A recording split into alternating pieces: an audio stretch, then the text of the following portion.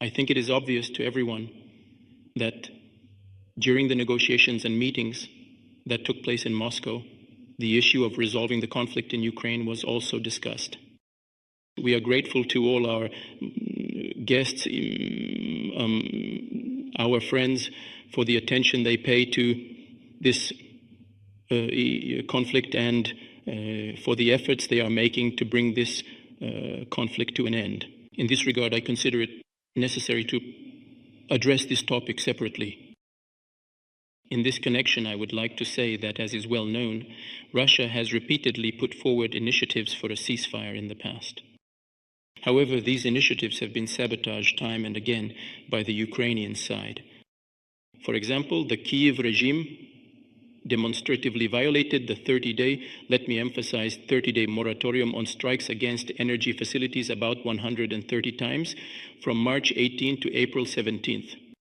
This moratorium was declared in accordance with an agreement reached with our President of the United States of America, Donald Trump.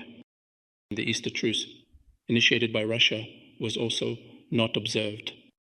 The ceasefire regime was violated by Ukrainian forces nearly 5,000 times. Nevertheless, for the celebration of Victory Day, which we also consider a sacred holiday, just imagine we lost 27 million people. So cool for this sacred holiday. We declared a ceasefire for the third time.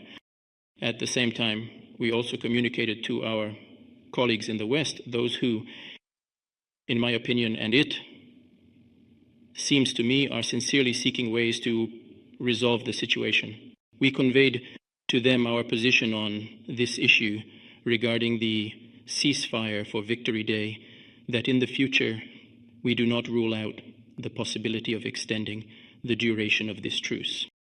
But of course, only after analyzing what happens over these few days, based on the results of how the Kiev regime responds to our proposal. So what do we see? What are the results?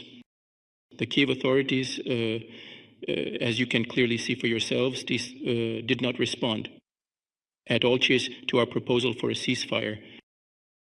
Moreover, after our proposal was announced, which, as you recall, happened on May 5th of this year, the Kiev authorities launched large-scale attacks as early as the night of May 6th to 7th. The strike involved 524 unmanned aerial vehicles and a number of Western-made missiles.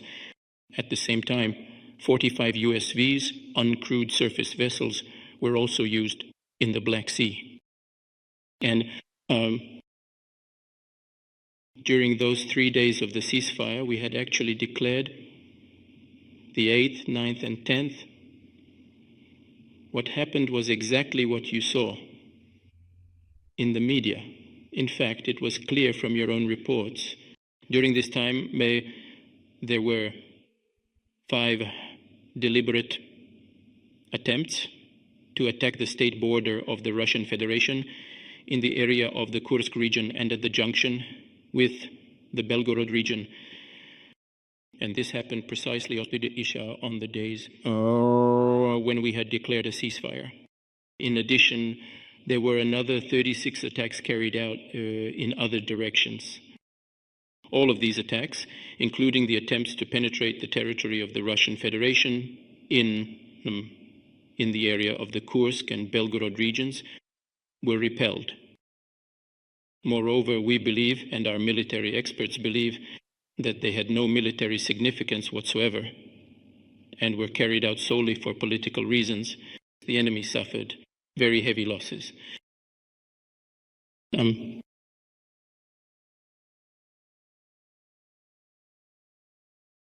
As I already said, the Kiev authorities not only rejected our proposal for a ceasefire, but also, as we also tried to intimidate the leaders of the states who gathered for the celebrations in Moscow.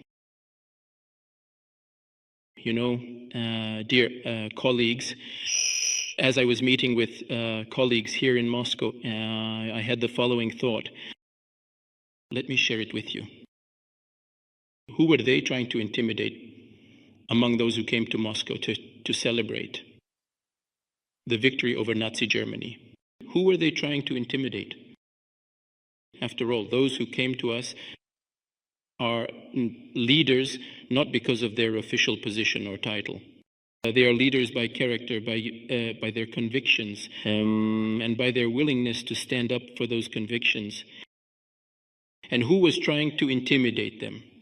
Those who stand at attention and salute and applaud former SS soldiers, and elevate to the rank of national heroes those who collaborated with Hitler during World War II. But it seems to me that this is an attempt with obviously inadequate means, yes, and those who are trying to do this do not measure up to the ambitions they themselves are aiming for. I would once again like to express my appreciation for the mediation services and the efforts aimed at a peaceful resolution of the Ukrainian crisis that our foreign partners are undertaking. These include China, Brazil, countries in Africa, the Middle East, and more recently, the new administration of the United States of America